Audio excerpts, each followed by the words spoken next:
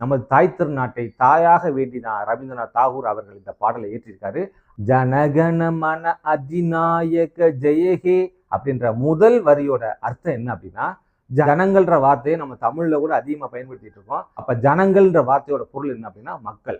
மக்கள் பெருங்கூட்டத்தின் மத்தியில் ஆட்சி செய்பவள் நீயே, உனக்கே வெற்றி அப்படின்றதான் முதல் வரியோட பொருள். சரிங்களா? அடுத்த வரியான பாரத பாக்கியவி தாத்தா அப்படின்ற வார்த்தையோட பொருள் என்ன அப்படின்னா, இந்திய திருநாட்டிற்கு பெருமையையும் செல்வங்களையும் மங்களமும் அருள்பவள் நீயே என்பதுதான் அதோட பொருள். சரிங்களா?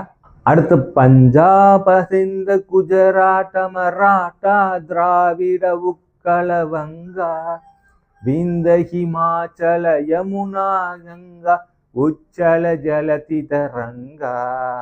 நமது நாட்டில் இருக்கக்கூடிய பல்வேறு மாகாணங்களை எல்லாம் குறிப்பிட்டு அதனுடன் இந்திய திருநாட்டை சூழ்ந்திருக்கக்கூடிய 3 கடல்களின் அலைகளும் உன் புகழை பாடுகின்றன என்பதுதான் இந்த பாடலோட பொருள். சரிங்களா?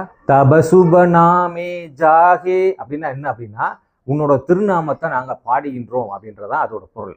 தபசுப ஆசிசமாகே அப்படின்ற வார்த்தையோட பொருள் என்ன அப்படின்னா, உன்னோட திருநாமத்தை வேண்டிதான் நாங்க நிக்கிறோம் அப்படின்றதான் அதோட பொருள். சரிங்களா? அடுத்து காகே தவசெய்ய காதா அப்படின்ற வார்த்தையோட பொருள் என்ன அப்படின்னா, உனது மாபெரும் வெற்றியை வேண்டி நாங்கள் பெருமைப்படுகிறோம் என்பதுதான் இதோட பொருள். சரிங்களா? ஜெயஹே ஜெயஹே ஜெயஹே ஜெய ஜெய ஜெய ஜெயஹே அப்படின்ற வார்த்தையோட பொருள் என்ன அப்படின்னா, உனக்கே வெற்றி உனக்கே வெற்றி உனக்கே வெற்றி என்பதுதான். நாம் ஆங்கிலேயர்கள் அடிமையாக இருந்த பொழுது ஆங்கிலேயர்கள் தேசிய கீதமாக காட் சேவ் தி கியூன் என்ற பாடலை தான் பாடிக்கொண்டிருந்தார்கள்.